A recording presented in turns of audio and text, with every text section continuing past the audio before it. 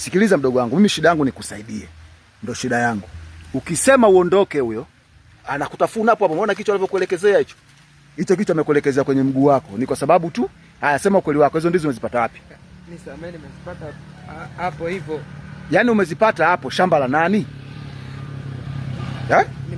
Nimezichukua tu kwa sababu sisi njaa tu, yani njaa kwa sababu mimi naishi na mdogo wangu alafu sina kitu. Sasa ndio uje kuiba kwenye mashamba ya watu? Yaani uje kuiba. Sasa haya angekugonga huyo, angekuluma.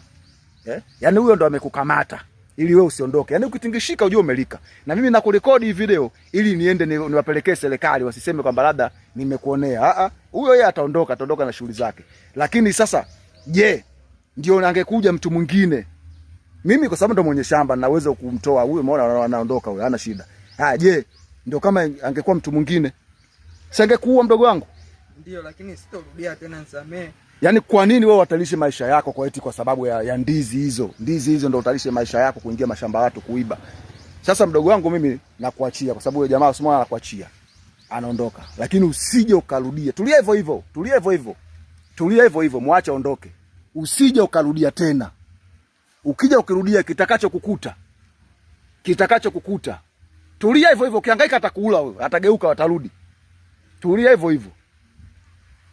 Usije ukaingia tena mashamba ya watu. Mashamba ya watu wengine ya watu hawaingii. Acha kelele sasa. Mwacha aondoke. Mwenyewe anaja atakufungua ataondoka.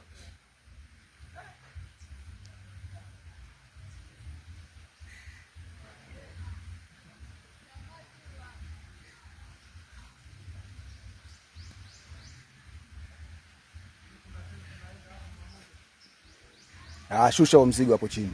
Uondoke zako.